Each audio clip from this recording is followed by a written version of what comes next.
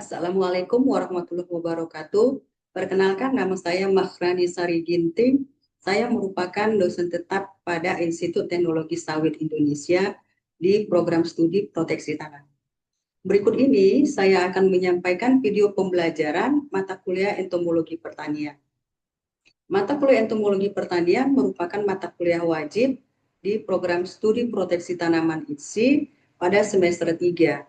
Ya. Mata kuliah ini terdiri dari 3 SKS, yang mana 2 SKS adalah teori, sedangkan yang satunya merupakan praktikum. Capaian pembelajaran mata kuliah ini nantinya diharapkan mahasiswa mampu mengidentifikasikan karakter morfologi umum serangga dan perbedaannya dengan arthropoda lainnya.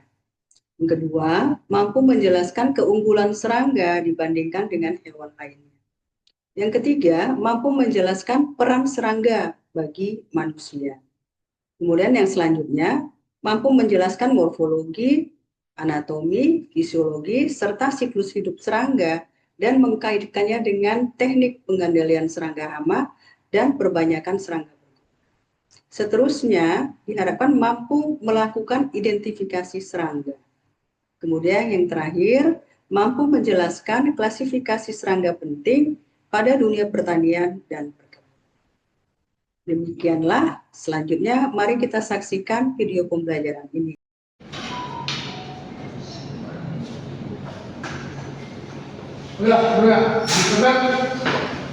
Sebelum kita mulai pelajaran kita, mari kita berdoa untuk keberkahan kita di masing-masing. Doa.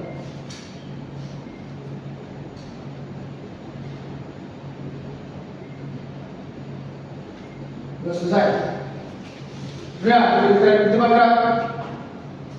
Selamat pagi, Bu.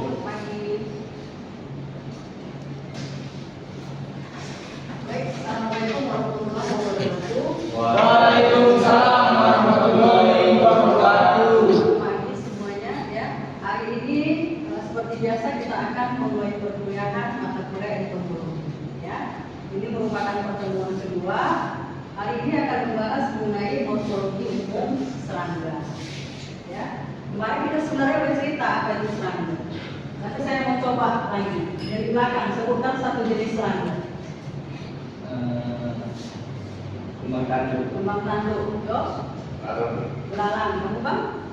Jangkrik, kupu-kupu. Ayo. Alah. Pas, sebelah. Capung, oke. Apa lagi?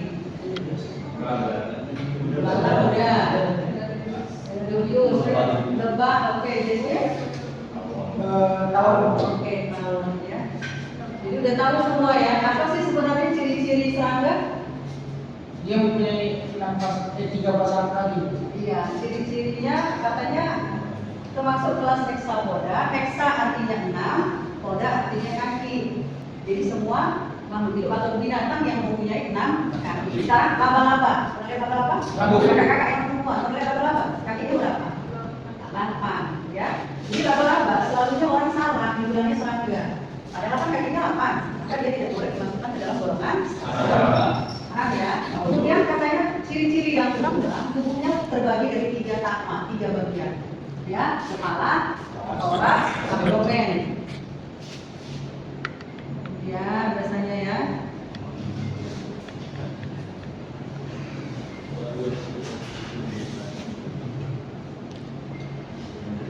Jadi cakut atau kepala,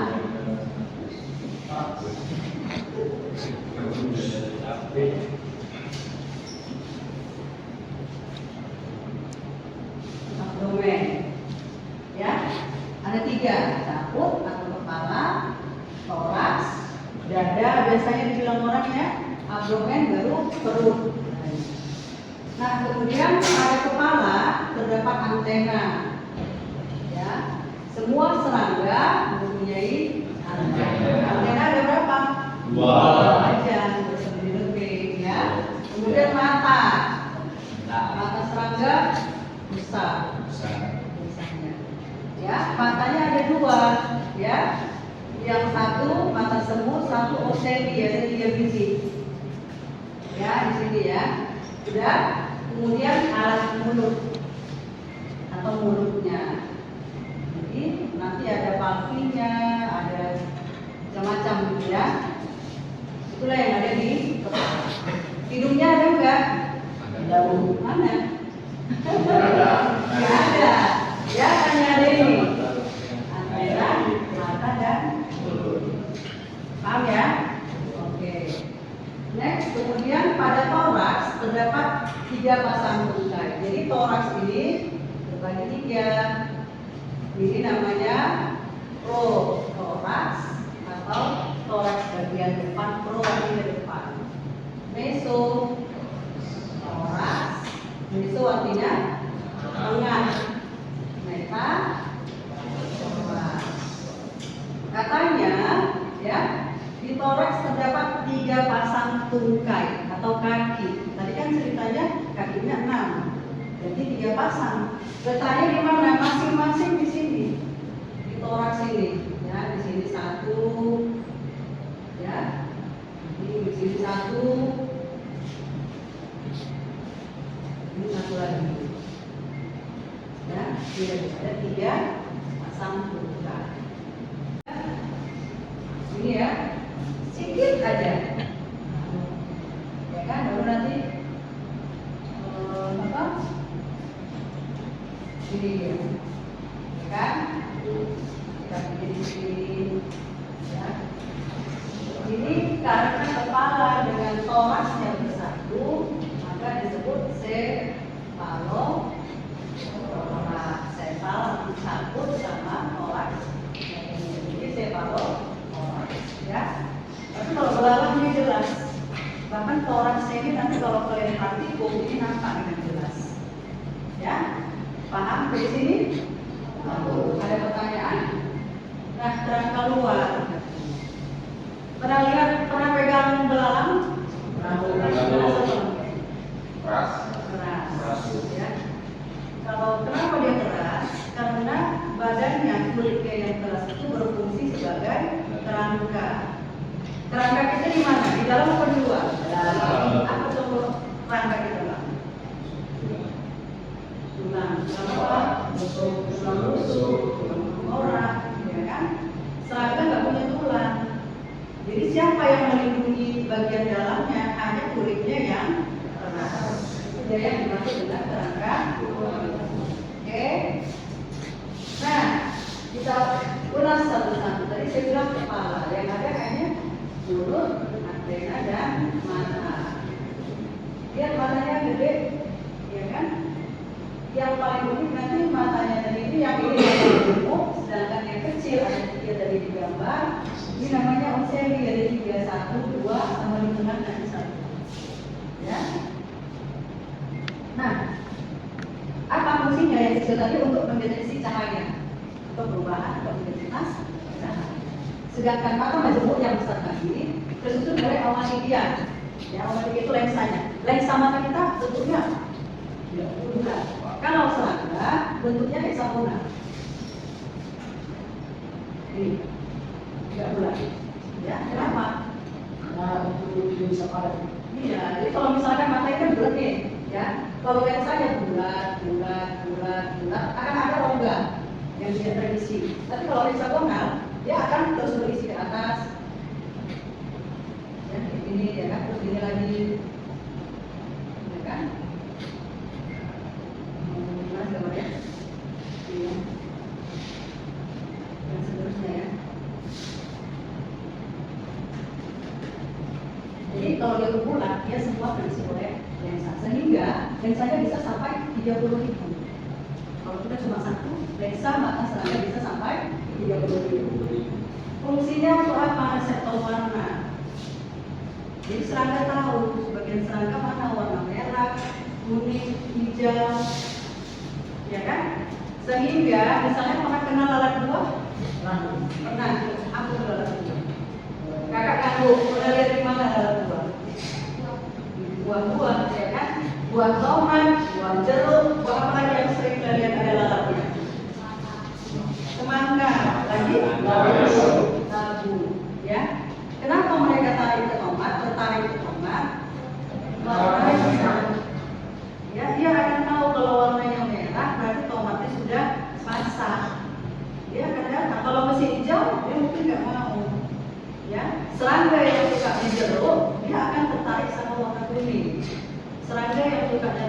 dia akan tertarik sama warna merah dan seterusnya. Itu adalah dikarenakan adanya mata pencaharian. Ya. Kemudian dari situ menginformasikan kepada otak.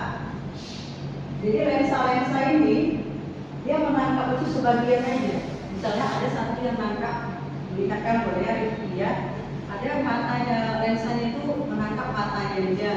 Lensa yang satu lagi mata kanan, lensa satu lagi hidung gitu ya. Kemudian gabungan gambar-gambar dari lensa-lensa ini akan disampaikan ke otak sehingga akan menyusun pandangan yang utuh. Barulah nampak sendiri. Kalau satu lensa aja dia nggak nampak semua, nggak akan tahu dia ini bagaimana. Dia nggak akan tahu misalnya tomatnya itu sebesar misalnya. Tadi kan saya tanya pertama waktu di gambar ini, hidungnya ada nggak? Nggak ada. Yang mencium siapa? Ini antenanya, ya. Sehingga dapat mendeteksi konsentrasi aroma yang sangat kecil. Yang kita nggak bisa cium, serangga bisa cium. Ya. Sebelum kita mencium yang busuk-busuk itu, serangga dari jauh udah tahu. Ya. Kemudian indera peraba untuk merasakan permukaan objek. Ya. Dia goyangkan, dia rasakan ini apa namanya bergelombang, ini keras, itu lembut, gitu ya. Kemudian indera mendengar, nggak punya kuping juga kan? Nggak ada tadi ya. Nah, maka yang mendengar adalah si antena. Ya. Kemudian mendeteksi pergerakan udara. Antena dapat mendeteksi pergerakan udara atau angin. Sehingga seringkali sebelum ada bencana alam, ya kan, para serangga-serangga ini udah migrasi dulu. Ya, biasanya hewan punya insting. Atau kalau tsunami katanya tiba-tiba hutan-hutan itu udah naik duluan, gitu ya. Macam-macam. Nah, kalau serangga juga bisa. Ketika mau ada badai, ada apa, gitu, mereka duluan migrasi keluar dari hutan. Ya. Mendeteksi suhu, merasakan panas dan kalau kita yang berfungsi sebagai pendeteksi suhu adalah mencari makanan, ya, dapat membantu serangga mengambil keberadaan makanan. Semut, dari mana dia tahu di sana ada gula? Dari antenanya, ya, dia tahu itu ada makanan. Mencari jodoh, nah, kalau kita cari jodoh, antena apa? Antena HP. Ya. Jadi kalau serangga pakai antena, dia bisa dari sisi, ya. Biasanya serangga menggunakan yang namanya feromon. Ada feromon? Untuk menarik orang. Iya. Jadi serangga mengeluarkan hormon yang bisa menangkap penarik lawan jenisnya. Yang betina dikeluarkannya hormonnya. Nanti yang jantan jauh dari sana bisa kecium dari antenanya. Oh, ada betina itu yang siap untuk reproduksi. Sama dia. Ya. Sehingga pengalihan laron. Apa laron? Serangga apa? Kapan melihat laron? Gimana? Ya kan? Jadi kalau musim kawin, laron itu adalah ayam. Ya. Musim kawin yang kasta yang bisa bereproduksi akan muncul sayapnya. Ya. Kemudian di jantan dan betina itu terpisah. Kemudian kalau ada lampu itu musim hujan, biasanya musim hujan ya, ada lampu itu akan menarik mereka ke cahaya.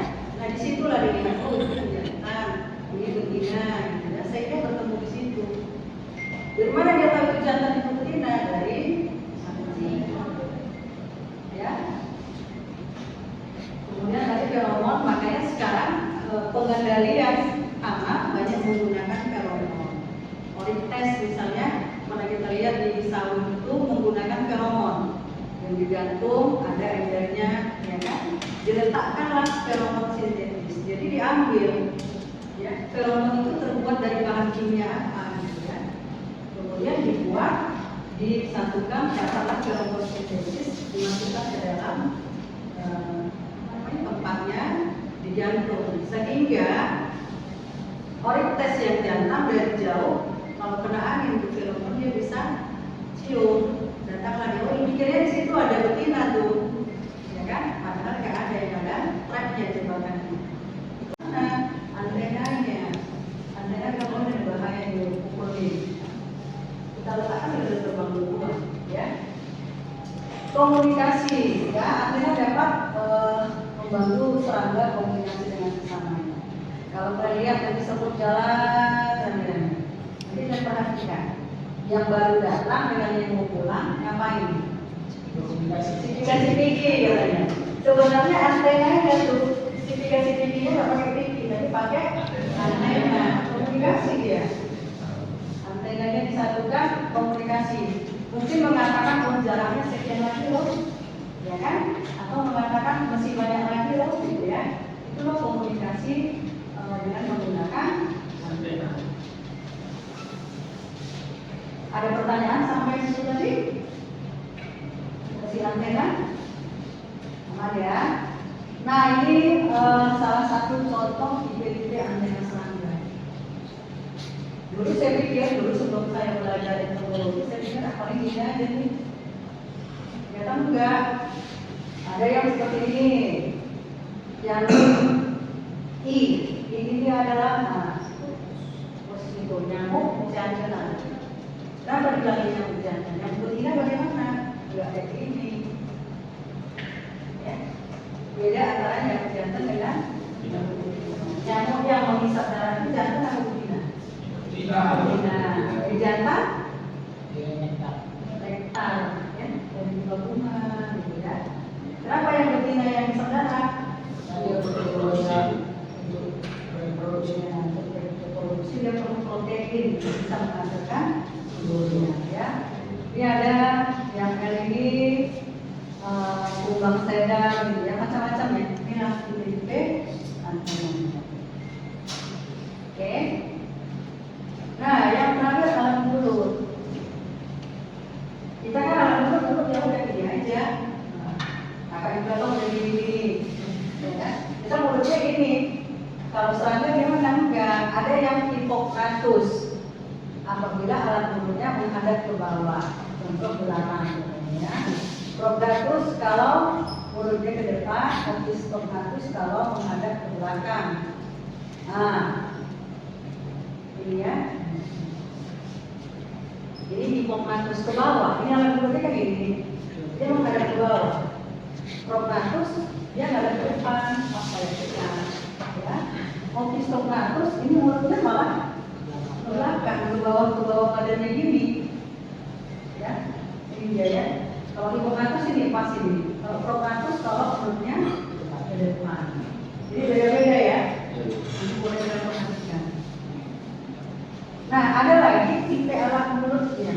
Alat mulut serangga itu terbagi dari ini: lantung, mandibular, maxilla, labium. Maxilla, mandibular kita juga ada, atas, tangan bawah. Labium itu juga, ya. Ada lagi gigir, ya. Mereka pun ada. Tapi nanti terbagi bentuknya berdasarkan cara makannya. Contoh, menusuk, menghisap. Ditusuknya dulu, baru dihisapnya, ya. Terdiri dari rostrum dan stilet. Stilet itu semacam jarum, karena dia menusuk, ya.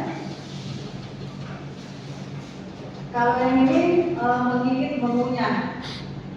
Biasanya labiumnya ini keras, karena dia digunakan sebagai gigi. Serangga ada giginya.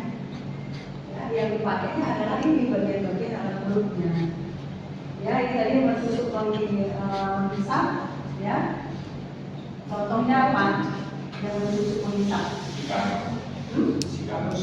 Sikanus baiknya kan? Nyamuk. Ya, tusuknya dulu baru dihisapnya. Nah, kalau kita bagi ini ada mulutnya. Ya. Nah, ini juga ya, sudah simpan ini ya, contoh ya. Ini tangan siapa ya? Jadi tusuknya diam-diam ini. Stiletnya proboscis tadi itu inilah dia ya. Jadi tusuknya kalau tak namanya ada dua. Jadi satu untuk jaraknya, satu untuk salivannya itu. Kemudian smoking katanya ya. Contohnya lalat rumah, lalat tua. Nah, ini ya. Nih. Apa ini? Kayak apa? Kayak patung kita ya? Ini dari sana. Ya, komunis. Jadi ya kayak patung itu juga kayak sedoknya gitu, ya. Nah, kalau ini contoh yang tadi apa namanya? Christonatus yang mulutnya mengarah ke ingat ini panjang. Kalau dibiarkan ini panjang ke sini misalnya, apa yang terjadi waktu depan? Lambai-lambai mengganggu, maka dibuatlah ya digulung. Jadi waktu itu ini gulungnya, mulutnya, ya, jadi nggak bisa panjang gitu. Nah, contohnya buku-buku, ya, kalau kalian lihat buku ini kan seperti ini, ya, ya apa itu hanya mengisap, dia nggak bisa membuat lubang, tapi kalau ada yang apa namanya, benang saya dia masuk benangnya dalam baru dia susah, ya. Jadi kalau ini wrapping katanya, yaitu kayak mengambil itu kayak tadi kakak tuh katanya gini ya, sebenarnya ini, ya. Contohnya katanya Phylloptera ini apa? Berbau, ya. Jadi kalau tawon sama, tawon itu kalau untuk tawon itu pakai apa? Ini ya dari bagian belakang. Ya bukan dulu waktu kecil saya pikir dari mulutnya ditusuk, ternyata enggak, ya.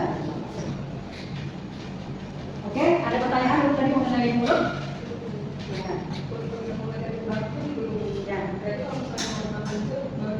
Ya, jadi dia tinggal dulu, ya, baru dibukanya dimasukkannya.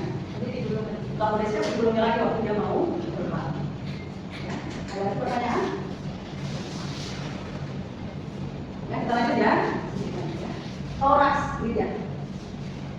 Ya, toraks dekat dengan jakut, dengan kepala, beso, juga kulesa, kemudian ada meta. Jadi tadi masing-masing terdapat satu pasang kaki. Ya, saya terdapat di beso dan meta. Jadi kalau bagian aslinya ya, lidah, pro, beso dan meta. Nanti di sini kaki ada sayap, kemudian nanti ada spirakel. Spirakel itu lubang. Ya, maka nanti di abdomen ini ada lubang spirakel.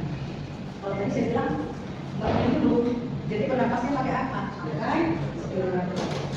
Ya hanya untuk memasukkan dan menurunkan udara, tapi nggak bisa menghidu, nggak bisa mencium bau. Ini bentuk-bentuk sayap, ya, kayaknya udah biasa ya, lihat sayap-sayap yang jadi apa yang biasa ini? Ya ini apa banyak. Ya, bisa kita perhatikan. Nah, salah satu cara identifikasi serangga adalah melalui sayap. Ya, ini kan dalam kupu-kupu, tapi nama kupu-kupunya kupu-kupu itu dari yang paling besar sampai yang paling kecil. Ya, ada yang putih selalu berpasangan terbang, gitu kan? Dari mana kita tahu? Selain ukuran, antara yang satu dengan lain adalah ini susunan peta. Ya, paling dekat ini, ya, HP1, HP2, bla seterusnya. Jadi mau identifikasinya spesiesnya dengan melihat dari susunan petanya, ya, 100 ini di sayapnya. Ya, jadi kalau mau identifikasi pertama antena, itu lihat dulu tuh tanyanya. Kan banyak jenis antena. Yang keras itu fungsinya untuk melindungi sayap yang lembut itulah yang untuk terbang. Ya. Jadi fungsi sayap ada dua. Kalau yang lembut itu untuk terbang, yang kerasnya elipter namanya untuk melindungi sayap yang terbang. Oke. Nah, lanjut ke di sini udah ada sayap, sekarang tungkai atau kaki. Inilah gambar dasar dari satu kaki serangga. Ya, koksa ini yang menempel pada thoraxnya, badannya, femur. Femur kalau manusia juga femur. Paha, ya. Ada tibia, kalau manusia ada tibia fibula. Tulang kering kalau femur. Ya. Ini tarsus ini apa namanya? Tangan, ya. Tarsus kalau kita ada nanti dari kloni kuku. Ya. Jadi mirip kayak kita. Inilah bentuk dasarnya. Ya. Nah, tipe tungkai ini macam-macam, nggak semua sama. Kalau yang ambulatorial itu berjalan, ada nggak serangga yang berjalan? Ada. Semua bisa terbang. Ada yang berlari untuk cockroach, kecoa, Kecoa itu kita datangi dia malah lari, kita semprot dia lari ke arah siapa? Ke arah kita, iya kan? Menurut. Ya. Kemudian terdapat juga kalau yang berbeda ovipositor untuk menggunakan ovi artinya telur, positor artinya letak. Macam-macam bentuknya. Ada yang seperti ini, membelok ke bawah, yang kita tidak ada pengulangan, ya. Nanti kalau tadi yang lebah dia bulat, gitu ya. Oke. Ada pertanyaan? Untuk keseluruhan? Jadi terus secara umum dari sambaran dan mungkin itu. Oke, katanya benar. Kalau secara ukuran, apakah ada beda antara secara serangga jantan dan betina? Ada bisa jawab Pak Dokter? Biasanya kalau serangga begini itu Apakah semua? Biasanya, ingat biasanya ya. Biasanya serangga betina lebih besar daripada serangga jantan. Kenapa sih? Karena ada ovipositornya ada. Baik. Ada untuk masuk dulu. Mungkin katanya karena dia perlu tempat untuk ya, selain itu juga badannya yang besar itu membuat dia bisa mampu untuk berreproduksi, bisa bertelur, menghasilkan telur, ya kan? Dibutuhkan yang kuat, yang besar supaya bisa berreproduksi. Lagi, Versi yang memang itu dari yang mata masuk dalam sini itu mata sini itu bisa tidak terlalu untuk melihat cahaya. Masih ada?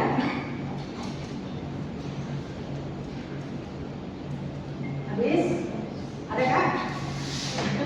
Oke, silakan Bu. Nah, jadi kalau tipe mulut yang untuk stilet itu Bu, tergolong predator. Oke, katanya tipe mulutnya stilet. Stilet tadi apa? Bertusuk. Ada jarumnya. Tergolong predator apa enggak? Nyamuk itu predator apa enggak? Predator apa sih predator? Predator adalah satu hewan yang memangsa hewan lain yang berbeda jenisnya. Kalau yang sama jenisnya, kanibal. Ya. Manusia makan manusia itu sama jenisnya, namanya kanibal. Ya. Jadi apakah nyamuk itu predator? Predator enggak? Iya. Kayaknya iya. Kadang kan ada beberapa kasus yang kematian disebabkan oleh nyamuk. Kematian yang disebabkan oleh nyamuk, macam tadi contohnya misalnya Aedes, ya kan? Yang membuat mati itu nyamuknya apa protozoa yang dimasukkannya? Protozoanya. Ya. Jadi tidak untuk dimakannya, kalaupun dia membuat mati bukan karena dia mau makan. Predator itu identik dengan dimakannya atau dihisapnya. Contoh sikanus, ya nanti ada nyamuk itu dimasukkannya stiletnya, dihisapnya sari-sari tubuh si serangga sehingga nanti dia lama-lama mengering serangga yang dimakannya, dihisapnya. Ya, ada lagi? Oke, kalau nggak ada mungkin pertemuan hari ini kita selesaikan sampai sekian.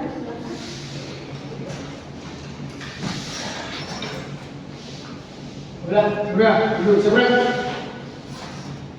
Mari kita berdoa untuk agama dan untuk masing-masing. Doa dimulai.